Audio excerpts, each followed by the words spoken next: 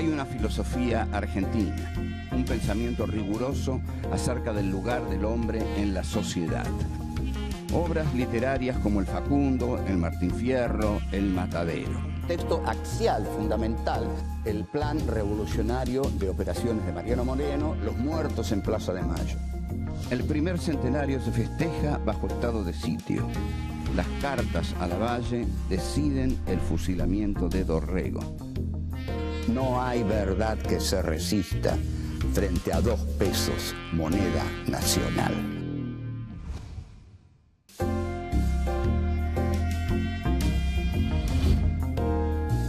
Encuentro 9. La generación del 80. 1. El poder de Buenos Aires. 2. La conquista y la idea de progreso. 3. El conventillo. 4. Sin rumbo y el desengaño de un dano. Se conoce como generación del 80 a las élites intelectuales y dirigentes de la Argentina que llevaron adelante el proceso de modernización y organización nacional a partir de la década de 1880. Su predominio se extendió hasta 1916, año de los primeros comicios bajo la ley Sáenz Peña. Durante este periodo, las políticas liberales en lo económico y conservadoras en lo político de los sucesivos presidentes Julio Argentino Roca, Miguel Juárez Celman, Carlos Pellegrini y Luis Sáenz Peña consolidan el modelo agroexportador con Buenos Aires como centro político y cultural de la República.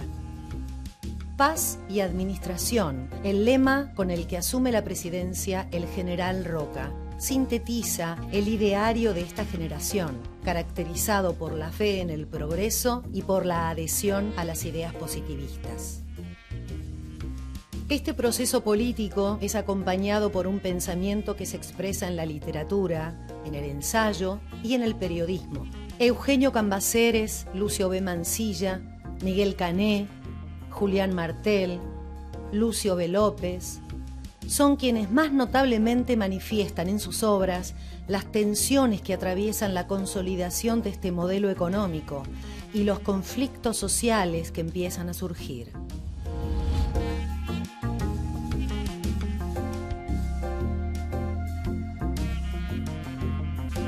Este es nuestro encuentro número 9 y vamos a ocuparnos de la generación del 80. Este es un tema álgido, caliente, sobre el cual se discute mucho. Para algunos, la generación del 80 ha sido la gran generación que fundó el país, y para otros, entre los que me voy a permitir contarme, la generación del 80 no fundó nada. Ya vamos a ver por qué, porque todo lo que digo trato de fundamentarlo. Pero ¿de dónde venimos? Venimos del Martín Fierro, de José Hernández. Ustedes habrán visto en el Martín Fierro la presencia sólida de un pensamiento nacional. Por eso es este curso que estamos dando, porque hay un pensamiento nacional. Porque cuando Fierro dice yo abriré con mi cuchillo el camino para seguir, esa frase es un gran pensamiento. Bueno, entonces, en la segunda parte del Martín Fierro, el gaucho está integrado al sistema de Buenos Aires. Pero quedan muy pocos gauchos. ¿Por qué? Porque han sido casi todos ellos exterminados a partir de la derrota del federalismo argentino en Pavón, batalla que Urquiza, según dicen las malas lenguas y las buenas también, se la regaló a Mitre.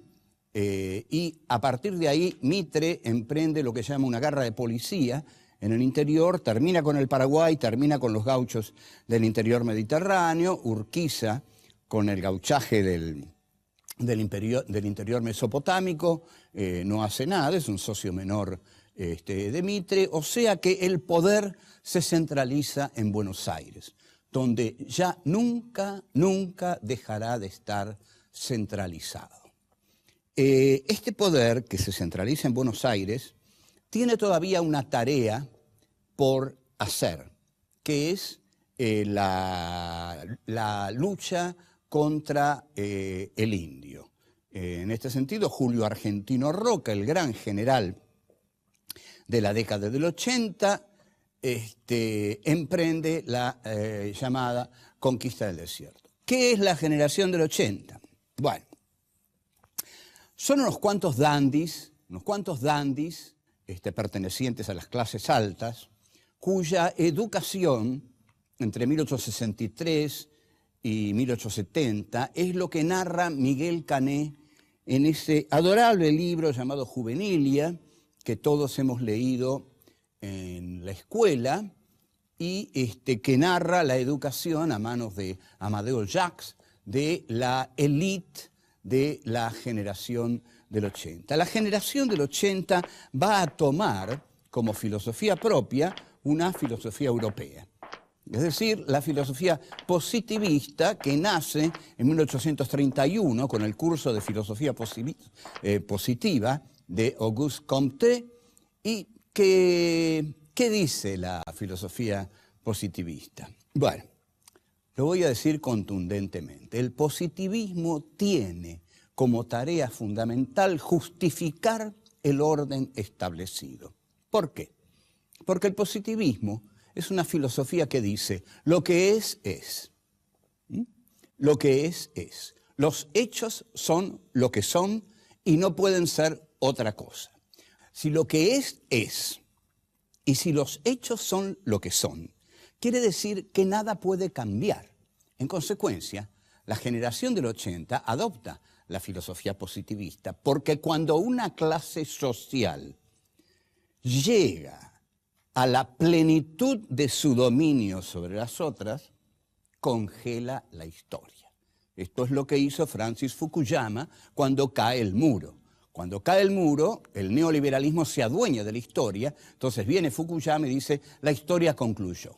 Bien, el positivismo es adoptado por la generación del 80 justamente para decir, la historia concluyó, digamos, los gauchos no están más, los negros los mató la fiebre amarilla, murieron en la guerra del Paraguay, a los indios los liquidó Roca, ahora estamos nosotros, la generación del 80, y nuestra filosofía es la filosofía positiva, es decir, la filosofía que postula el progreso, pero no el progreso que transforma y cambia las cosas, sino el progreso dentro de un mismo orden social y económico.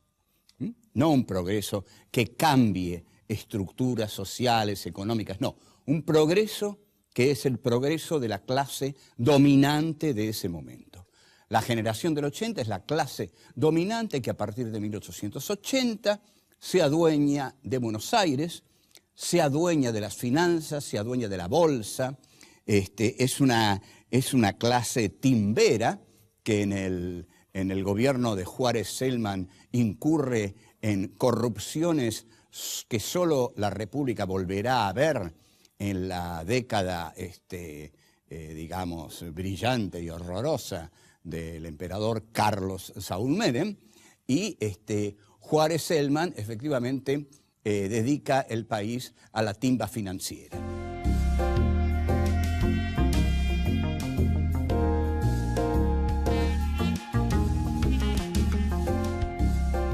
Uno de los mejores libros sobre la llamada conquista del desierto lo escribió el notable novelista y ensayista David Viñas. Lo escribió en México porque tuvo que exiliarse por la dictadura militar que también le tomó la vida de 2 hijos. El libro de David se llama Indios, Ejército y Frontera. Es un muy buen trabajo que conceptualiza a esa llamada conquista del desierto como la segunda conquista de América. Es muy interesante. No, como la etapa superior de la conquista de América. Es un concepto muy interesante, ¿no? Porque toma el concepto de Lenin de etapa superior del capitalismo, el imperialismo como etapa superior del capitalismo, y lo aplica a la aniquilación de los indios que lleva a cabo Roca y la llama etapa superior de la conquista de América. La campaña al desierto es muy fácil para el general Roca. En realidad, esto estaba decidido, no había manera de parar esto, porque Roca penetra en los territorios de los llamados salvajes, porque no pertenecen a la civilización, con rifles Remington y cañones Krupp que les ha enviado Inglaterra. De modo que es Inglaterra también la que penetra con Roca, en la que va a ser después la Patagonia inglesa, porque los ingleses van a ser los que más se van a adueñar de esas tierras, tal como lo vamos a ver en La Patagonia Rebelde, sobre todo si ustedes quieren ver la película de Héctor Olivera con guión de Osvaldo Bayer. Antes del proyecto exterminador de Julio Argentino Roca, hay un proyecto conciliador humanitario de Lucio B. Mansilla, que Mansilla plasma en un libro de los mejores de nuestra literatura, que es anterior al Martín Fierro y que sin duda Hernández leyó porque toma algunas historias de Lucio Mansilla, y que se llama Una excursión a los indios ranqueles. Y ahí está el pensamiento argentino, señores. El pensamiento argentino está en las reflexiones de Mansilla que hace acerca de la civilización y la barbarie. En todos los países colonialistas del mundo hubo generales exterminadores. Cuando Francia, en 1830, entra en Argelia, lo hace con el mariscal Bugeaud. El mariscal Bugeaud era un exterminador que apenas entra en Argelia, quema vivos a 500 argelinos solo para mostrarles a qué está dispuesto. En este sentido, las frases terribles que van a decir estos conquistadores del llamado desierto es que la sangre es fundamental, que la sangre es el dolor, pero que la sangre y el derramamiento de sangre son el costo del progreso. Lo que va a decir el general Roca es: a mí no me vengan con cosas humanitaristas. Yo necesito conquistar el desierto porque esas tierras tienen que estar en manos de la oligarquía argentina. Y yo represento a la oligarquía argentina, porque represento el poder de Buenos Aires. Soy el general que va a exterminar a los pueblos salvajes, que son salvajes porque están fuera de la civilización. La civilización no puede integrarlos, no podemos integrar a esos indios. ¿Dónde los vamos a meter? A esos indios tenemos que matarlos, como matamos a los negros y como matamos a los gauchos rebeldes. Entonces, el general Roca es un mariscal Bugeaud de la República Argentina, es decir, un general conquistador que va a conquistar territorios para la civilización. Mansilla era la otra cara. No digamos que todos los señores de la clase dominante de Buenos Aires eran crueles e inhumanos. El general Lucio B. Mansilla tenía real afecto por los indios ranqueles. Algunos dicen que Mansilla iba a los ranqueles como iba a París, porque Mansilla era un dandy, un señor al que le gustaba vestir bien, pero escribía muy bien y escribió ese hermoso texto, lo recomiendo con pasión, que es Una excursión a los indios ranqueles, donde Mansilla plantea incorporar a los indios, no exterminarlos. Esta hubiera sido otra historia, sobre todo para los pobres llamados salvajes.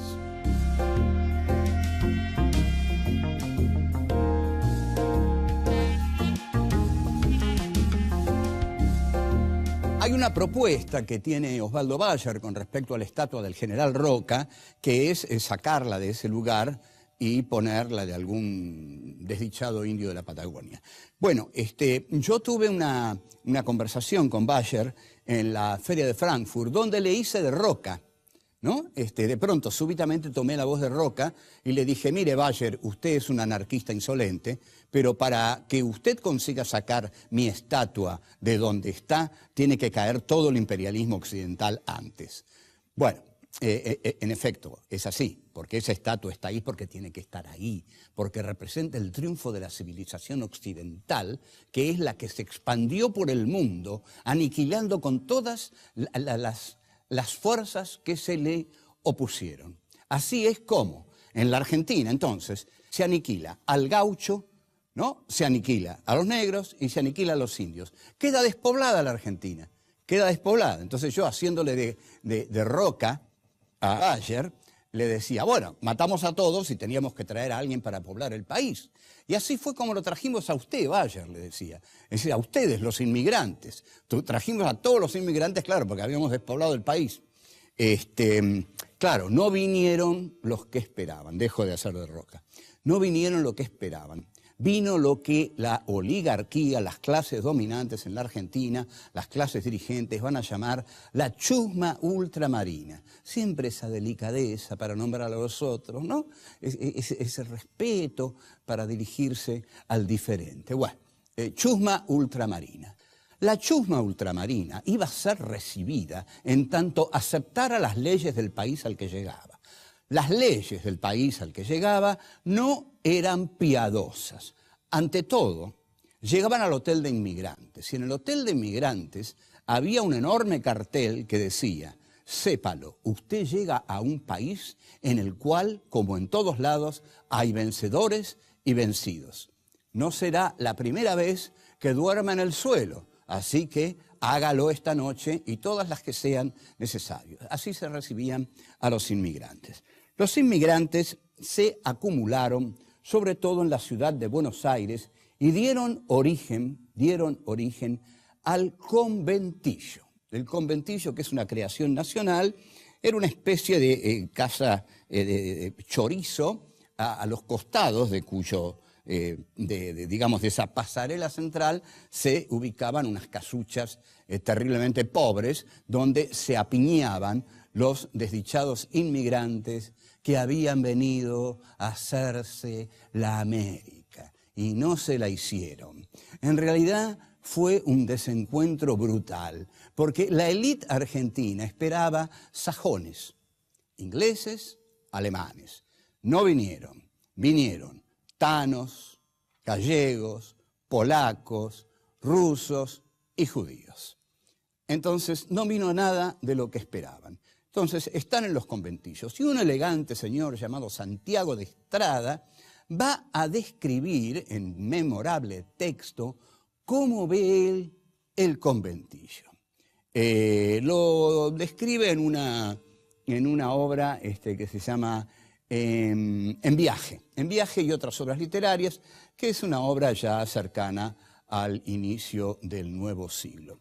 La descripción de Santiago de Estrada es terriblemente desdeñosa, como no podía ser de otro modo, ¿no? Es un dandy del 80 que se digna a describir cómo es un conventillo. Y dice, el conventillo es el pudridero de la pobreza y mina de oro de la avaricia.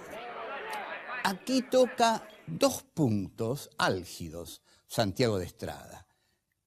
La mina de oro de la avaricia se refiere obviamente a los judíos, porque la generación del 80 era muy antisemita. Qué cosa más rara. Y Julián Martel, en su novela La Bolsa, es una novela tremendamente antisemita. En cuanto a que el conventillo es el pudridero de la pobreza, eso abarca a todos. La pobreza es putrición. La pobreza es basura, ¿no? La pobreza es podredumbre pura, según este dandy del 80. Y voy a citar. Dice Santiago de Estrada, cada uno de los conventillos de Buenos Aires es un taller de epidemias, en que cada una de sus inmundas camas es el tálamo en el cual la fiebre amarilla y el cólera se recrean. O sea, taller de epidemias. Así llama al lugar donde viven aquellas personas que llegaron a la Argentina a hacerse en América y a trabajar para las clases dirigentes, ¿no? Un lugar de epidemias. Entonces dice que el conventillo amenaza a la salud pública y a la moral pública, porque por supuesto está insinuando o diciendo que en el conventillo se cometen todo tipo de desviaciones de orden sexual. La generación del 80 se caracterizó bastante por paranoias sexuales, ¿no? Imaginaban en sus peores sueños que los sucios y enfermos inmigrantes violaban a las inocentes niñas de sus familias. Lo que exige Santiago de Estrada, como exige todo buen burgués, es seguridad. Cuídenme de ese foco de infección, contrólenlo, manden ahí las fuerzas del orden y las fuerzas de la salud, porque hay que curar a esa gente para que no nos contagie a todos. Entonces, ¿qué le pasa a la generación del 80? Una desilusión tremenda.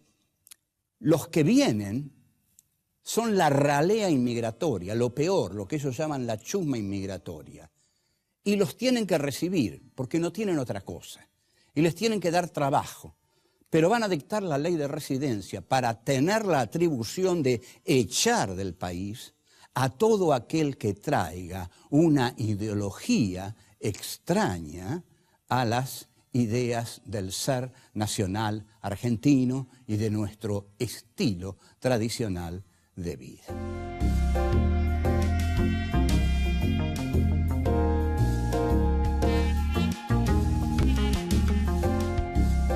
Los hombres de la generación del 80 tenían la pretensión de ser literatos. Algunos lo lograban, otros no.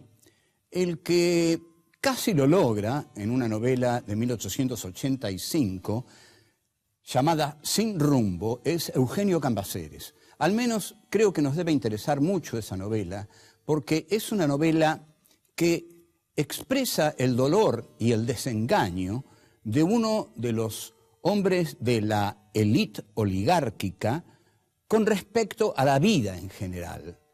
Digamos que en 1880, la generación del 80, era una generación plena. Se inauguraba el granero del mundo, la Argentina surgía al mundo, dirigida por ellos. Entonces, ¿cómo uno de ellos iba a permitirse la sombría desesperación de escribir una novela acerca de temas tan oscuros, tan negativos, que negaban ese futuro brillante que estaba entregado a la Argentina, que esperaba por la Argentina, porque el futuro era visualizado como un horizonte luminoso hacia el cual la Argentina necesariamente iba? Bueno, para Cambaceres, en Sin rumbo, no. Andrés, que es el protagonista de la novela, no se integra al grupo oligárquico. Tiene un romance con una cantante italiana a la que, de paso, Cambaceres desprecia, como desprecian a los italianos, y tiene una hija. Y también tiene conflictos con algunos de los peones de sus estancias, sobre todo con uno. Pero de pronto, todo se quiebra, todo se trastoca, todo se vuelve sombrío, porque la hija adorada de Andrés se enferma. La niña muere y Andrés, un dandy del 80, entra en profunda desesperación, tan profunda desesperación, que descuelga de la pared un cuchillo de caza y se hace el harakiri. Pero la descripción, y lo tengo que decir porque es así, además es notable porque es así, se abre la barriga en cruz, pero no muere todavía. Entonces se toma los intestinos y se los arranca. Y Cambaceres describe, ante todo describe lo que él dice.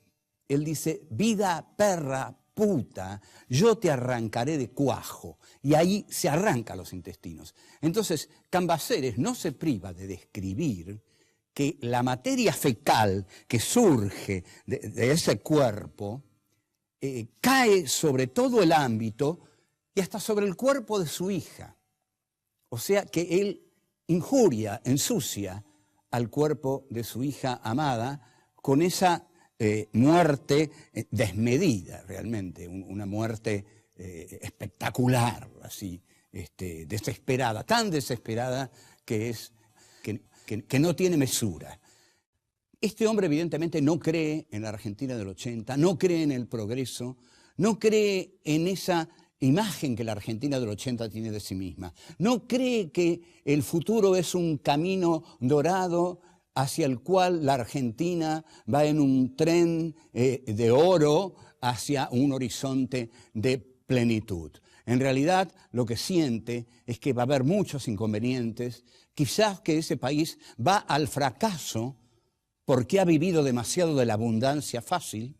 Quizás lo que siente es que su generación no está construyendo el país, sino que está gozándolo, disfrutándolo, y se siente solo y muere su hija. En consecuencia, sus esperanzas se hacen añicos. Quizás este hombre está viendo que el granero del mundo se va a destruir con el crack de Wall Street, que el modelo agroexportador de la generación del 80 va a destruirse.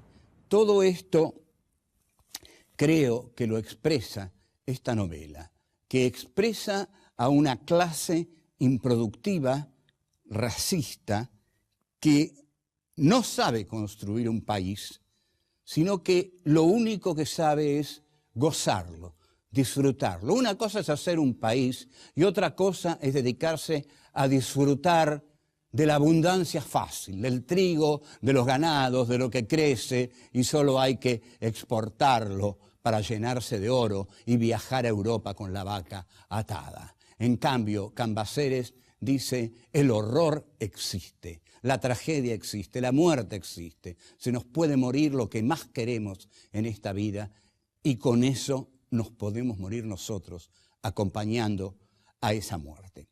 Una excepcional novela, atípica y digna de ser leída porque echa sombras en un mundo de luces excesivas. Hasta luego.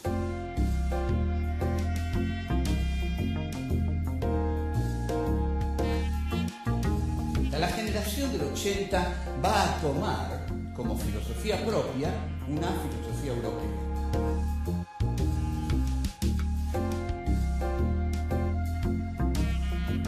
El positivismo tiene como tarea fundamental justificar el orden establecido.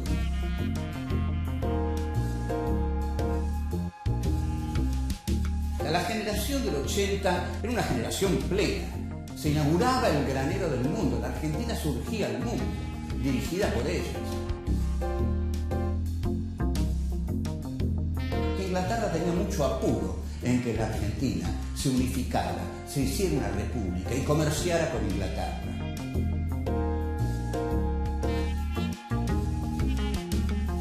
Viva perra puta, yo te arrancaré de cuajo.